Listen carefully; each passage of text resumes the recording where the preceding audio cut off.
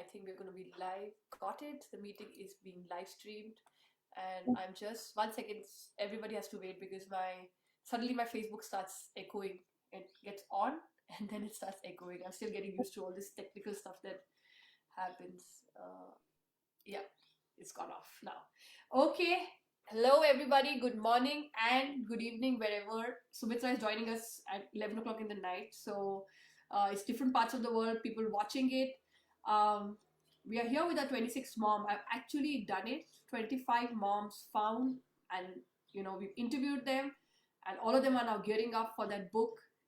Building their stories, building their self portraits. They've started to share that. So the book is coming alive slowly, slowly, slowly. So that's the good news. Friday, Saturday, Sunday, 3 days of guests coming just to celebrate these 25 moms who decided to show up to be those inspiring moms for the world with their stories. And I'm totally excited. Sumitra is a very, very, very dear friend. And Sumitra, as usual, I keep saying, when a dear friend or a very close relative comes to my interviews, it's nothing to do with what they are related to me with. It's totally to do with why they deserve to be in this space of mothers, because I have totally admired them. Sumitra is definitely on one of my top lists of mothers I've always admired, and I am very verbal about it, not from now, from always, because I look at her and I see her as somebody who's an epitome of showing up. Like, she just cracks it like anything, of showing up in her authentic self, in her highest spirit, in the most beautiful way I have met any mom around me, because I'm surrounded by moms being a photographer. So Mitra, welcome. It's a total, like, you were definitely on my mind, even if you're on the 26th number today, but you were on my mind as definitely one of the mothers who should come out and speak about how and what it takes to show up in spite of all the days of up and down, and how you've taken such a beautiful journey. And do please mention what all you have done since your children have come in this world. And just go ahead and introduce yourself. And don't mind, I've got cold, so I'm going to be wiping my nose. Yeah, go ahead. So thanks for making me a part of your dream project, Shikha. I think that itself was a very big honor, because I know that what it means to you and where you're taking it. I have seen all the lovely moms being interviewed before me. And when you told me to come, and I was like, oh my gosh, where am I going to fit in with all these moms, right? I'll just tell you a little about myself. I'll tell everyone here just a little about myself. Yeah. Well, like any other girl in my teens, I had dreams of, having a good job, having a good life. I got a good job even with a consulting firm. I was working as there in human resources. And then, of course, life gradually happened and I became a mother. And I think when I became a mother, I truly found myself. And my firstborn is a boy. He's going to turn 12 now, end of the month. And my secondborn is a girl, and she will turn 9 in September. So I worked for 3 years after Jerry was born, and I quit my job after Kiki was born because Nakul, my husband, was traveling a lot. And between the two of us, one parent needed to be home. And I think God was very kind, and I take it as an opportunity in life that came and fell on my lap, and I just grabbed it because I had the luxury of staying back at home with my children and seeing them grow and being a part of what they are today. So my lens has been very different on this. When anyone asks me, what do you do? Like if I'm surrounded by women and they ask me, what do you do for a living? And I'm like, I'm a mom. And I always wish that there were forms that said, when they say, are you self-employed? Are you working in a company? Are you doing this? I think I wish there is just a column that says, are you a mom? Yeah. And I would very proudly just pick that. Yeah. Because it means so much to me. Right. So, being a mom was great for the first couple of years. The children needed me all the time. I ferried them to various classes, school. I was heavily involved in volunteering with whatever activity was required. And I would show up, right? And it was a struggle. And none of this that I'm saying that looks very glamorous, that looks very easy, was easy at that time. It was very tough, right? With Nakul traveling, it was almost like being a single parent at home, trying to fit two schedules, trying to even, do your basic routine in the morning, that was a struggle. Right. And then you had to, I was always very keen that the children eat healthy, eat at home. Junk food was not an option. I did not want them to see enough TV. So being involved with them was very essential. Right. And so, it was a day to day struggle. I would go to school and I would realize that my pants are stained with food that I was feeding the children. I was never one of the good looking moms around. I didn't, have makeup on. But the one thing that I really loved was just spending time with my children. But Right. that was their first couple of years when they really needed me. Couple of years, I would say, like, till they were 6, 7. And I was also very, very certain that I wanted to bring up my children that they would be independent. And Right. for two reasons. One, it would free up my time because I do realize that I'm more than a mom. Yes. And second, going ahead in life, I always want my children to be able to do everything on their own, right? We don't have gender specific roles. I would like my son to be able to cook, to clean, and to keep a house well, while I'd like my daughter to be able to do all the work that supposedly men are supposed to do, right? So I've always brought them up very independent. And having said that, the drawback was that I had a lot of free time, right? And with a very fertile brain and and I'm very active, I had to do something. So then I started a small, I wanted to bring artists on one platform when we were in India and make them available to willing students or willing children. And we started a small company called Artist Junction. We did our first workshop in Gurgaon. It was a success. And but before we could take it to the next level and do it another time, we had to move, and we moved to Singapore. Yeah. It was nice. We traveled a lot. And again, the children grew before I knew, and I had more time. And I was wondering what I can do. So I started a company called Passport Perfect. And Passport Perfect did very custom made travels for people who wanted to visit India and Sri Lanka, right? And of course, there are, when you are in the Western world, you have a different perception of India. You feel you cannot navigate it. Right. Some bit of it is true. Navigation becomes a little challenging. What to do, how to do, and everyone travels differently.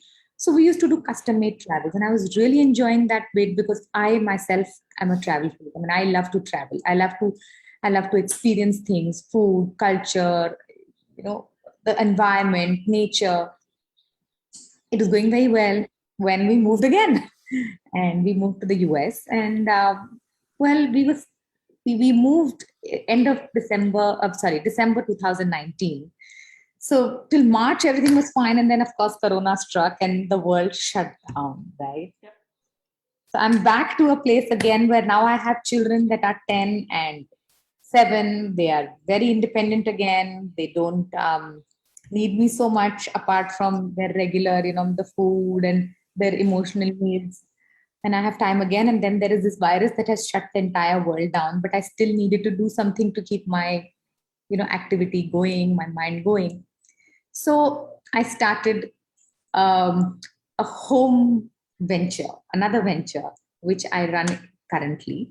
And it's called Frangipani Home Kitchen. I love cooking. I love spending time because I feel I have a very special relationship with food. And that has translated from, I have kind of passed it on to my family. And we all bond over food. We've had lovely time. We have had a lovely time. I love having guests over, and you know that, right? I love putting a table together. I just feel it makes it makes our house a home. And so I started this business wherein I have a distribution list, and moms have come and supported me. I stay in a place called Terrace Park in US, in Cincinnati. And there are moms that sign up for my meal, and I cook thrice a week, and I deliver it to them. And so they get home cooked, fresh Indian food like I would eat and I would serve my family. So that's my current gig that I'm up to. Yes. I And like the apart fact that from it's very that, big gig. yeah, I'm trying to become, like my son says, I'm getting into the vibe. Mom, you need to get the vibe. Yeah, I'm trying to get there. But apart from that, I have one serious passion that I I have not given up on, or rather, I took up very recently, and I have pursued very, very diligently, and that's Taekwondo. I was 39. I was going to enroll my children for Taekwondo lessons when there was a when the instructor told me, why don't our school is new here and we are having classes for women. Would you like to join? And I was like, what the heck? I'm not doing nothing tomorrow. I'll come. Okay, yeah, sure, I'll come. And that was the day. And it's today. It's been 4 years. I have got my second degree black belt. I have torn my calf muscle and I'm ready to go back. And that's one Amazing. serious passion that I pursue. And um, the biggest achievement of my adult life, I would say. Like while I was looking here, Gia is here and Francis are here in the comments, and I'm sitting here like this, like like as if there's been so much pride in me while you're talking, like with these things that you've done. It sounds very simple, Sumitra, what you're saying. It sounds very simple. I'm a mom of two in COVID, and I've seen you showing up like when we were together in the same place in Delhi. I've met you in markets with holding Kiki on your shoulder, and Jerry's walking next to you while Kiki was I think about 2, and Jerry was not more than like he's 4 years old or 4.5, 5, Yeah, that was the and best way even to come together. yeah, and even then you were in so much control in spite of the fact that the kids were very young. And I know there was a lot of struggle, mental struggle. There were things that were bothering, but for your kids you were this powerhouse which was always showing up, which I always admired. I think Shaurya was very young at that time. It was all of 8 and 9 months when I think Kiki and all are that much difference, one and a Yeah, half, 1 year difference or something. yeah, And I used to keep looking at you because I had met so many mothers, and I've expressed this so many times that how is she doing it? How is she managing to? Sorry for my cold, but how is she managing to like show up like this? And then from there onwards, I've seen you doing taekwondo. You've missed the main thing. I used to look up to you doing marathons. You're a runner, you're a traveler, you're a cyclist, but at the same time, was such an involved mom. I look at your children and I love the way they are developing. Even if you keep doubting whether you are a great mom or not, I see them growing amazingly. I see Jerry doing cross stitch. Then I see Kiki with things that. So that's an amazing achievement you've already achieved. With both the kids, the way they show up. In Singapore, when I visited you, Jerry was like going across alone in the train, and then going across without a phone, and maneuvering this entire thing at the age of 7. And I used to just look at it saying that it's amazing how even if you were scared, you kept on doing what's the right thing to do. That was one. But the other thing was you kept on doing what was the right thing to do for you. you know Participating in marathons, going for taekwondo class, hosting guests when you had an operation. Like I always, like, when things happen around me, I love hosting guests as well. So like I'm always questioned, so I relate to you totally that it's okay. And when I landed up in your house and I just came to know that you had such a big operation, that's all right. I mean, it's okay. I'm recovering. It was good to have you around, and I was just like totally amazed that, like, where is the spirit comes from of Sumitra, where she's this very open. That's why you are a definite inspiration, because it looks like day to day life for you. It looks like as if what's the big deal, but hundreds and thousands and moms I'm speaking to, and hundreds and thousands of moms will tell you how do you do it, Sumitra? How do you do with this with the smile, coming up with these ventures? And if everybody goes to Sumitra's profile, please, I would like you to visit her profile and just go down few profile of hers. You will see her travel, you will see her cycling, you will see her, uh, you know, cheering up her children for doing things like jumping off 100 feet cliff for the first time, this, that. And that itself is very inspirational. I think you're a total inspirational mom in living in full spirit, in spite of being a friend. I know, in spite of the challenges that have been put in front of you. And at this time, right now, also, you were limping when you just went back. And I'm like, oh my God, she's limping again. What did she just do? So I know you just got hurt by taekwondo, and then you was limping, and here you are at 11 o'clock in the night saying, "Fine, Shika, I'm supporting you here, and I will be there for the interview." So what else does one need? Nothing else. Like, this is what we need, and this is what I'm trying to show in this book about the fact that it's tough, it's unbelievable. Just don't sit there. Come back. Every single day, come back. Don't let yourself. So What do you think happens to mothers? You've spoken to mothers, and we spoke about judgment. Let's talk about that right now. Or what do you think happens to moms? And I'm going to keep I seeing the comments. Yeah, so I can't say what happens to moms, I mean, I can't put myself at that level to say that, I can coach people, right? I'm living my own struggles, my own life, but I can tell you what I do, right? Yeah. Um, Part of it is genetic, I would say, from my mother, because she's extremely positive. And I Yeah. have always seen her, and she taught me this, that look, life will throw a challenge at you, and you have two options. You can cry over it and not do anything. You can, you might still not do anything, but you can laugh, right? So the second option is always best, right? Because if once you're able to laugh it out, it seems a little lesser, right? Yeah. So that's one lesson I've always carried with me. And the second, I think, in my mother, in being a mother, has always been a lesson that a friend's father had randomly just thrown at us at a party. He was drunk and everything, but he just said, Sumitra, बच्चों मैं एक बात बोलूंगा, that I should actually just say it in English, because so many people Yeah. are now going to. There's a So lot of international I know audience, to say it in international English. audience, yes. So I will. Yeah. So he just randomly said that, kids, I'll just tell you one thing: your children owe you nothing, right? Whatever you do for them, you're doing because you want to do, not because they are asking you. Don't send them to school; they will not say anything to you. And that has actually stayed with me as a mom. And so whatever I have done for the children is not. I have not done anything for them. I have always done it because I wanted to do it. And when you do Right. something for yourself, you always do it to the best, right? If you buy something for yourself, you'll want to buy the best. If you go somewhere, you will want to go to the best restaurant, eat the best food, right? So whatever I've done for the children, has I have done it because I wanted it, right? And I acknowledge that. And and so I have no expectations of them that they will say a thank you. They will, you know it comes as part of their upbringing. Yes, the gratitude will come as part of their upbringing, but I'm not expecting that at the end of it someone will tell me good job done, right? I'm going to evaluate myself at the end of the journey.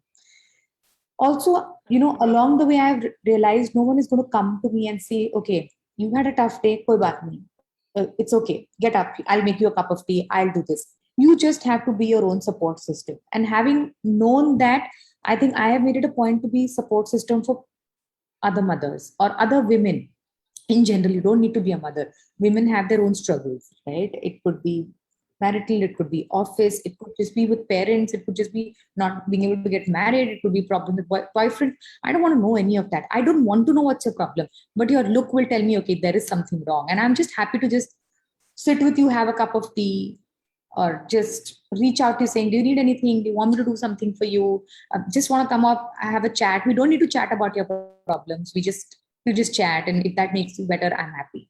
That's another thing I've learned as in this entire journey, that there's nothing better than just offering a little helping hand to someone. And everyone has place in this world. I don't need to be the best. I don't need to be the best mom, but I need to be the best to my ability. Right. If I can do that much, I think that's great. And I think that just keeps me satisfied. I know I don't want my children to be the topper in class. I don't want my children to be the best child to be the best tennis player or the best person in gymnastics, right? But I want them to do better than their ability, or whatever is their ability. I want them to do that. So I always tell my children, you have to do what, I mean, your competition is yourself. If you were at a level today, next time when you come for class, you have to just try and rise above it. And that's the same standard I set for myself. If I'm a mother and I approach a particular problem, I don't compare myself to anyone else. And I never compare, saying that, okay, she's being, I admire them. I admire you for the way you handle things, the way you're able to talk to children, and I try to learn that. But I don't want to, you know aim to be you, because I cannot do that. I will set myself up for failure. Sumitra, I mean, um, uh, I these interviews are very, very spontaneous for me, and Yeah. I'm totally loving this conversation as usual, because your core is very inspiring, and I keep telling you, you need to write a book. And you keep saying that, Ashika, it's not a big deal, but what you just said, I don't know. Frances is watching here. She's into she's a teacher, and she would probably agree. But the fact that you just said that you don't, like, the children owe nothing to you, we, like most mothers, know this at a very theoretical level, Yeah. but they've not internalized that yet. Yeah, Francis is saying I agree.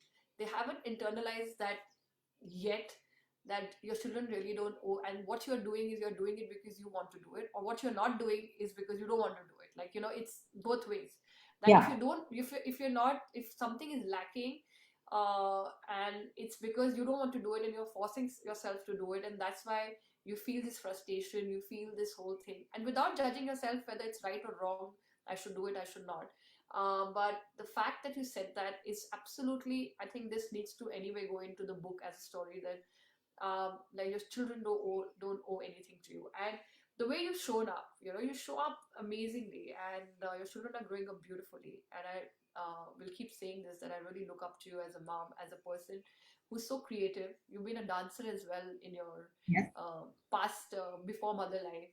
And one day I came to know, oh my gosh, she's a dancer as well. She's a so I like that you live your life fully. I love that fact that you live it fully, and I really, really, look forward to what's coming next from Sumitra. Uh, what is it? Like, I feel a lot of pride in, saying that about you. And you just said, and you mentioned just before we were starting the conversation about when you became a mom, you dropped the judgment part. Let's talk about that. And Francis, you must hear this. Like, this is beautiful what she said. So I think, yeah, that has been one of my biggest learnings as as a mom. And it didn't come the day I had my child and I started breastfeeding. It came over a period of time. I've been a mother for 12 years now, and over a period of this 12 years, I have realized that the one thing that I should not do is judge others. And by others, I mean everyone else, be it a man or a woman, be it a mom or just a teenage girl, whoever. I try. I won't say I am fully successful, but I am at least conscious of the fact. And like my husband and I, we write yearly goals. We like to see that are we progressing? Are we doing something more than just our what we are mandated to do? Sorry, mandated to do either in office or with the children. We like to grow. We like to grow as individuals, because again, that's another thing that helps us get back to life, to look forward to the next year, the next month. So we like to write goals. And well, for a long time now, we have been writing that we don't want to be judgmental of people. And we write those goals and we revisit them every, once in a while during the year, because it helps you kind of internalize that.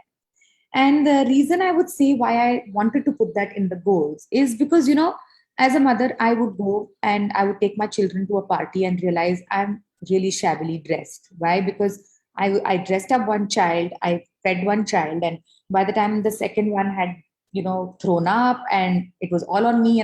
But I was running short of time, but I had to just quickly move because it was time to go. The party was only for an hour or two because it was a children's party. And, it was a struggle. We Yeah. all had a good time, but then I realized I had stained clothes. So suddenly I just realized that other people, even if it's like someone just wearing something funny or having something pasted on their car, I stopped kind of at least passing lame comments like, oh, what is she wearing? Does she really need to do? Does she, how is she looking? Or those kind of lame comments, I just feel are insulting, to the other person, of course, and also kind of brings you down, because you are again stepping away from understanding the fact that that person might have had a tough day at work. Yeah. Don't Yeah. know, right? Or the person's child might be ill and she still is forced to go to work. Yeah. Can you imagine what the mind of the mother would be going through? Or it could just be simple things that people are struggling, their finances are low, or you don't know, Yeah. they just fight. Like, yeah. It's just their style. If everything is, I mean, everything doesn't need to be wrong, maybe everything is fine at their end, and that's just their style. um, who am I to judge, right? Right. So that's one thing that I'm trying to do. No, it's a Con- beautiful thing, and you said that beautifully before this, that I think the one thing that we can do to support, especially because this project is about mothers, and that's why I'm speaking the mothers' voice more here, is that at least approach them with a very open mind and not judgmental. Because more and more I'm finding, that when I'm saying that you go down, it's not always that they go willingly. There are situations around them that make oh make it yes. so difficult for them to come back. There's just no space.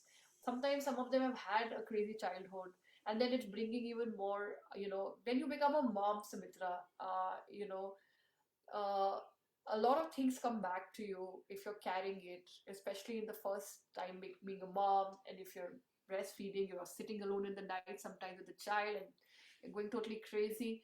You get so much that happened in the past. It starts bothering you. You've not solved it before this. So when you're talking about judgments, you really don't know that why suddenly a happy person has become this obsessed person with the child, or not so obsessed, or is pushing the child away, or not pushing the child away, or not want to spend time, or want to spend too much time. I mean, it's Yeah, all because all the time we are just like trying to, what happened to her when she became a mother, like she got totally crazy, look at her, like that's all, right.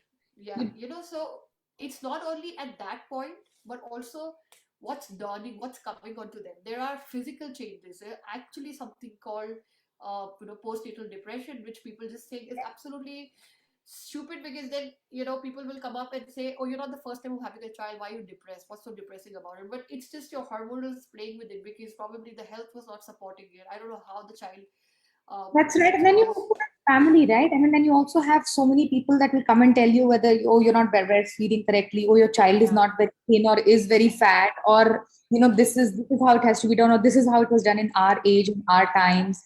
yeah, And you do have advice that comes to you which is unsolicited, which is not needed. And like you rightly said, we all carry baggage from the past, right? So I mean, yeah, I didn't grow up with my mother for a a large part of my childhood, and I mean, and then I was fortunate to kind of live the part, after my, my teens to till I got married with her. And so, the short period that we lived together and we really enjoyed, and she changed my perspective so much. And for a long time, I just felt, oh, how I've missed being with my mom. And yeah, we did have, like, we did have things which we never spoke about because they were painful. But I guess, again, being a mom, I understood her perspective, and I think she understood my perspective, and that's kind of yeah, cemented our bond.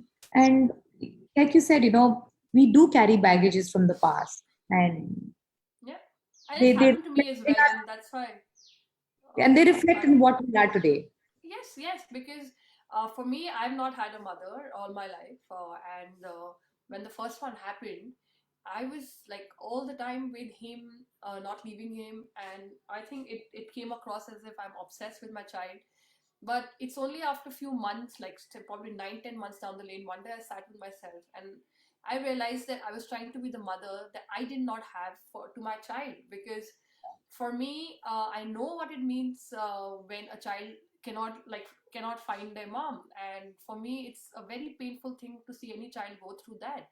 And that's Yeah. why there was a poem I recently was telling, and Cynthia is here. She's also in the space of mothers, and she's a very passionate mom herself, and she's an emotional person, but she'll relate to this poem as well. And this poem, I was heading a poetry movement at one point in time, and so the founder had written this poem called, and the entire book was about terror. Terror.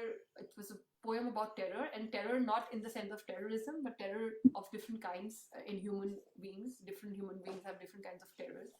And then there was a poem called Terror of a Child, and it was just a three-line poem. And that poem says, the terror of a child is to call out in the dark, Ma, where are you? And receive only silence in reply. That's Yeah. a terror of a child. That's a terror of a child. And I have faced it. Like, I know. Even if you have a joint family around you, for a child to feel that.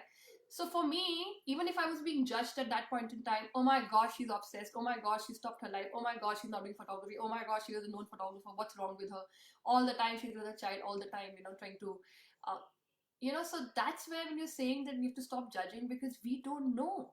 Because even I didn't know, and I'm Yeah. saying it today in live, that even I didn't know that this is what was happening to me, that I was trying to be that mom that I didn't have, and it was all your past baggage which is coming, and you just like, it's the baby's right there, but you actually actually became that child, and then I became that mother that I didn't have, and I was trying to be there for him for all those years, that 30 years I didn't have. That's So right.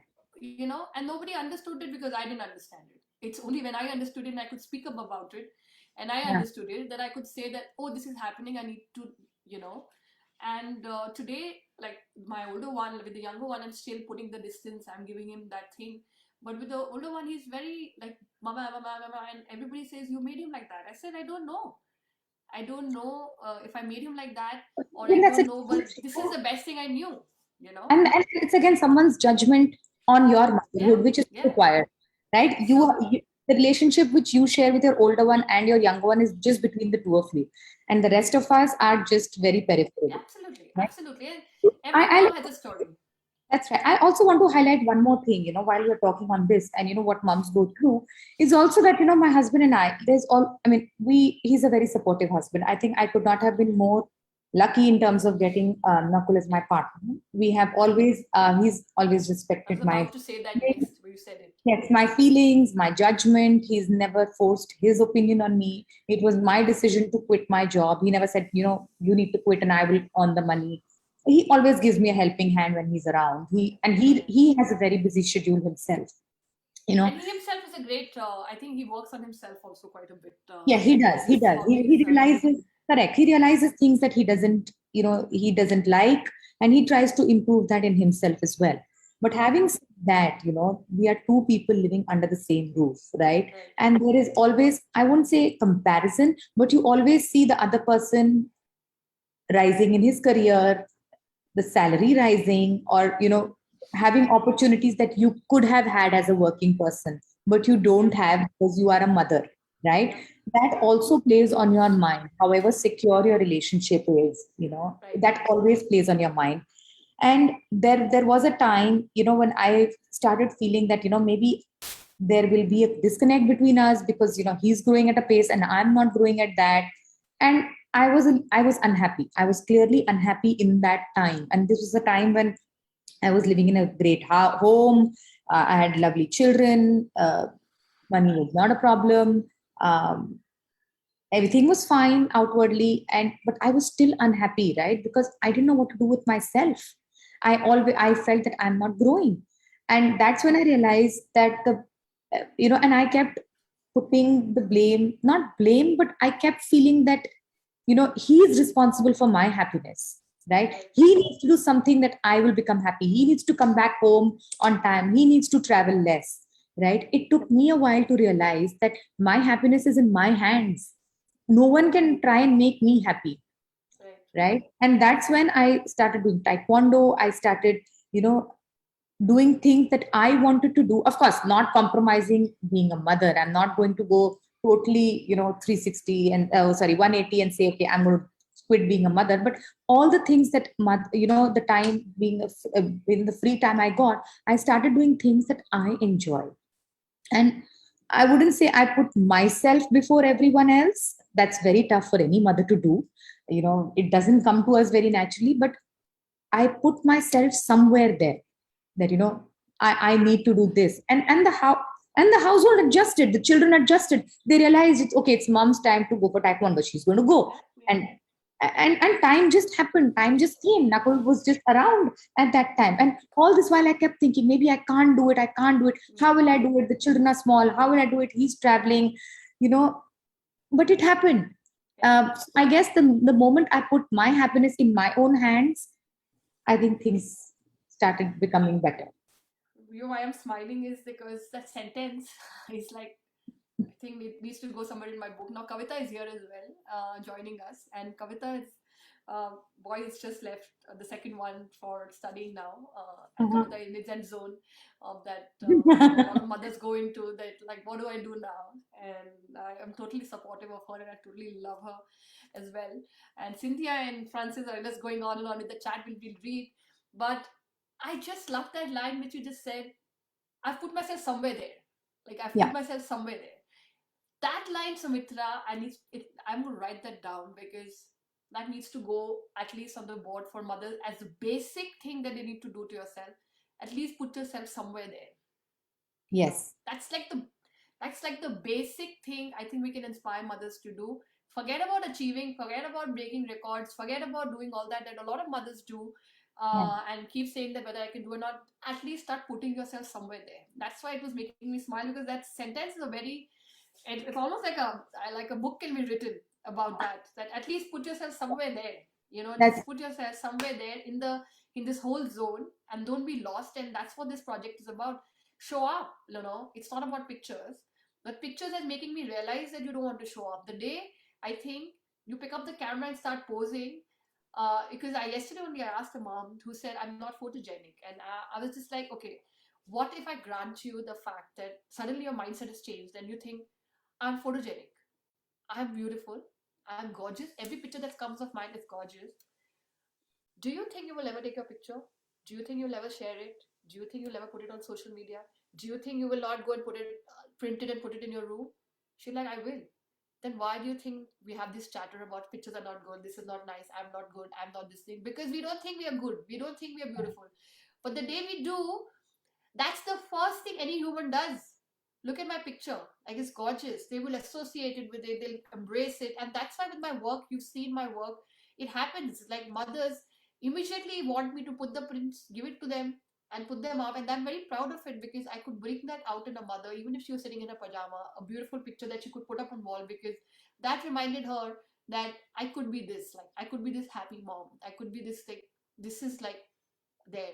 So yeah. it's not the chatter about that. So I think that this project is trying to achieve is the day we start embracing camera in today's time, which is become like it's this symbol for me because it's so close to me and it shows me the world that I think is unbelievable.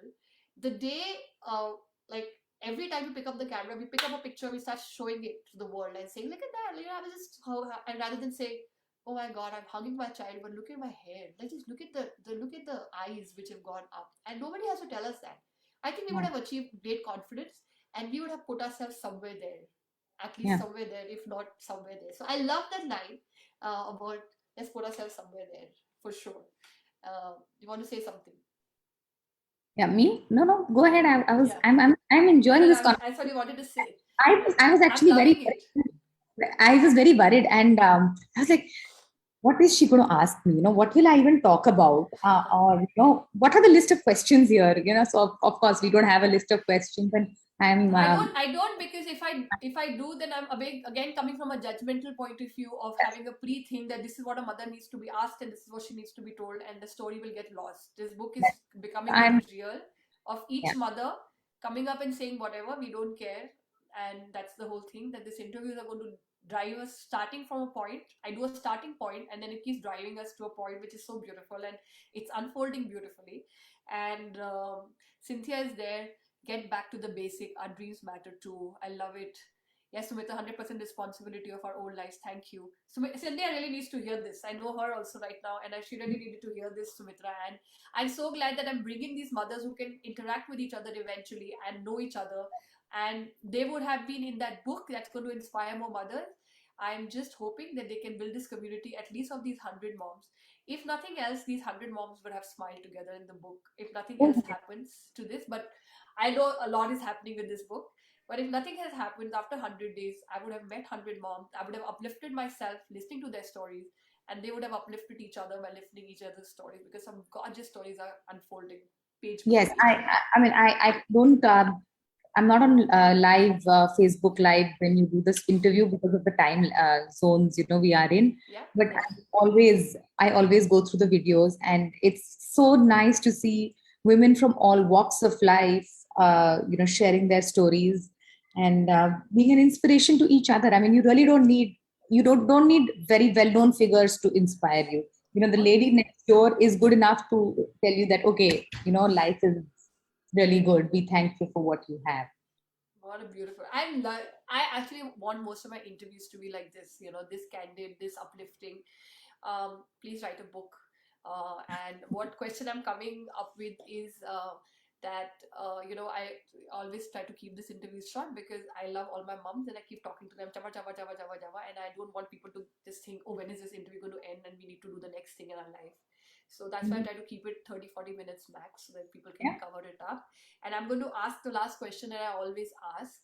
sure. And before you answer it, first I'll answer it for you because of taking the authority as your friend. So this is the manifestation part. We are going to. This book is called 100 Self Portrait, 100 Dreams, and I am like I was with Maya yesterday morning, and suddenly I realized that what my dream is, because till now I've been asking all the mothers. My dream is that all these 100 mothers' dreams should come true once it's in that book, and this book will make it possible by becoming so popular that every person's dream, somebody or the other, will keep reaching out to them for their dreams, making their dreams true. So that's my dream with this book. But uh, I'm going to put your dream as well. What's your ultimate dream? But for you, I have a dream for you to start writing either a blog or a book, because uh, I keep saying it, I'm not saying it for the first time. I think you have a lot to say to a lot of people, and you just don't know it. You just don't know it.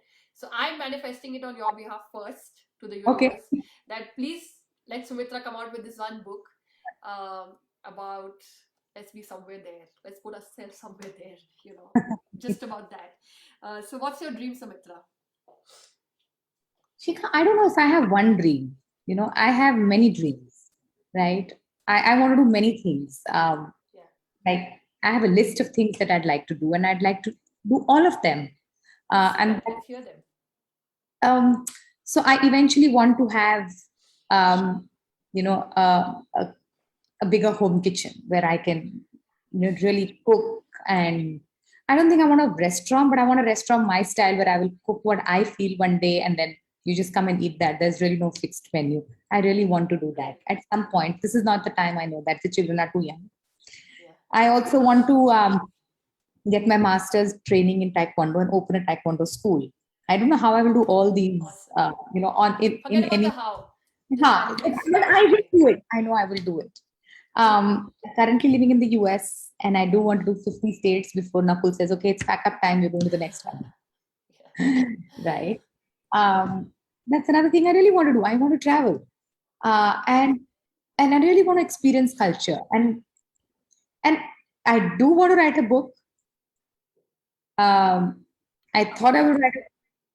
Yeah, I did start putting, pen to paper as well, but it was a book, it was like short stories for children, which something will come out. Even your this experience will come out in those stories. So I don't care what you write. I think you need to manifest it today. Write that children's story, because so you'll that be is that. speaking. That's the stories are going to be in your children's stories as well, for sure. I do want to write a book, and there are so many other things I want to do. I want to learn a new language. I I want to do pottery. I want to become a better artist. So I don't think I'd like to say that I have one dream. And the reason why I don't want to have one dream is because, it makes you very driven to achieve that one thing. And I want to just be enjoying myself. Enjoy, like, there is just one life to live, right? And in that one life, at the end of it, I want to have said that, okay, I was able to do all these things because I just wanted to do them. Right? And if I tell you, if I ask you that in whatever way you want to make an impact around you, what is that one impact would you like to make through your work, through your life, through your that one impact around? It could be nature, it could be anything. I mean, whatever you think, but that one impact that you would like to make. See, And the one impact that I think is my biggest, or the one that I'm working towards relentlessly for the past 12 years, is giving two responsible human beings to this world, right? I know in the next couple of years, my children will go into the world and be adults and be on their own. And if I can send two children who are responsible towards the environment, towards themselves, their health, their well-being, towards their fellow human beings, whether they are in office or in college, neighbors, community, or their partners going forward, I think I would have achieved a very big part of my being a mother, or rather my only part of being my mother. I think that will be my biggest contribution to the society. I don't know whether I'll do anything going forward and get a Nobel Prize or any big nay, nay, achievement, but this this is is not be about. this no. What I'm saying, I don't know. This is beautiful. Well, This is beautiful. this is like, if I can put two human beings out there and I can be proud of them as human beings, I think that will be my biggest That's achievement. what I say also about my boys. That if I can achieve that, and that, because the ripple effect is through you, right? The That's ripple right. effect is Like, if totally all through these you. 100 moms sent all their children being responsible, I think we would live in a better world. Yes, yes, and I'm sure about that. Like again, different moms have different things that they want to achieve. They're made for different things. They're, Oh, have so many other things. But for sure, these moms are showing up, and that's why they're in this book because they're showing up every day for their children. They're showing up every day for their dreams. They're showing up every day to make some kind of an impact, and that's about it. It looks like it's a very tough project. It's a very simple project that we are just putting the moms who are showing up, and you're a beautiful mother, and this conversation was beautiful. And like, look at the chat, everybody's relating. Kavita, I think I've achieved this, raised two beautiful kind boys. They're beautiful boys. I look at their pictures. Sumitra, this has been a very, very uplifting interview for me, and I absolutely know that you love photography, and I'm really looking forward to your self portrait because you have so much to say.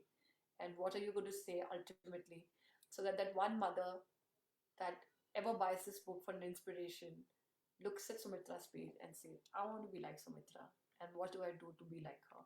And that's why I'm also putting directories. They're going to be email addresses of all the mothers that can be reached out. And mhm. once this is done, all the 100 mothers on that Zoom call when I unveil the book is going to they're going to take one pledge that whatever done, if a mother reaches out, I will understand. And if a mother reaches out, I will Yes. make sure that I help her out to say, give her that light. And I know that not everybody can be uplifted. I know not everybody wants to be uplifted, but if we can do even one try of making them, say that you can, and they can come out of this shell, I think a really good work will be done by these 100 moms. So that little bit of pledge is going to be taken, and let's see where this book takes us. We're going to go off. We have so much love in the chat today as well. Kavita, Cynthia, Francis, Gia, all of them writing, and a lot of them are going to wake up and going to just like you're definitely, if I may say, and it's coming to me, if I may say, one of the reasons why I would want a project like this for sure. I'm honored that you're even putting me in that. No, because for me Uh, that matters. I wow. see you for like last 8 years of knowing you. I've seen you, and you, like, I don't have to lie about it. Every time I see you showing up, I go buzzing to my husband and say, "Look at Sumitra, just look at her, just look at what she's doing. With a broken leg, she's going for a marathon. Look at her now, she's a broken leg, she's doing taekwondo." And I get so excited for you because for me, I think that's mattered for me so much in the world, in my work of 20 years, that there is one smiling, jumping mother who, with all the struggles that's happening in her mind, the imposter syndrome, the doubt, everything, is shining. And that's the only thing that probably uplifts me for 20 years in my pictures, now in this project. And you're just gorgeous. So thank you for being that, Sumitra. Thank you for being here. I love knowing you. And we'll wrap up after your what you want to say. And thank you for everybody who's coming here for the chat as well. So Yeah, thank you for making me a part of this lovely project. I mean, I truly believe in it. I, I don't know whether you want us to take the pledge or no, but you already have my word. If anyone ever reaches out to me, I will never say no. Right. yeah. And I'm sure we are here for each other. We are here to build strength, and only a woman can uplift a woman, right? So Oh yes, we because go. she can understand. She can understand what it is. I hope Yes. so. I hope so. And that's what we've learned from your this thing. That stop judging so that you can understand. Just Yep. stop judging. And we're going to go off live. Don't go off Facebook. Love you people. This is our 26th mom, and I totally love her. And this is exactly what I wanted for the book. So thank you so much, Sumitra, for being you. Lots of hearts being given and sent on our chat. So thank you so much. And I'm going to go off and see you guys soon. 3 days of celebration. Friday we've not confirmed, but Saturday we have panel discussion. Sunday we have a panel discussion. Saturday I have a cheerleader coming up who basically put this seed into my head, Brittany, because she was my coach at that time when we started this whole thing. At that time, she told me that, oh, maybe you can work with mothers because you feel so much for mothers, and as a business we were developing, and she's seen this unfold, and today she's very proud of me. And then she wants to be one of the like she's going I want her to be one of the cheerleaders. She's coming on Saturday morning to talk to us. as a cheerleader for this. Sunday, we have 5 panelists who are very strong in their own profession. Some of them like very strong coaches. Kara is also one of my coaches, and she's coached me last 2 3 years, for 2 3 months for my mindset. There's Melanie, who's a parent expert. There is Kavita coming up. She's here right now. Kavita is a beautiful soul as well. We have Francis as well in that panel, and Debbie, who's going outright. You will see Debbie. Like, I woke up today and Debbie has posted about this project to 5 different forums that we are supporting this, we are going ahead. I am she's one of the pillars for the movement. Francis is one of the pillars. Kirtana is one of the pillars, and we're going to get 3 more pillars. And I think they will be supporting this tremendously. And thank you so much, Sumitra. And I will see all of you for the panel discussion. And let's celebrate 25 Mom. I don't know when 100 will happen, but let's celebrate the 25 first. See you. Bye bye. I'm going off live stream. Bye, people. Yeah. Bye.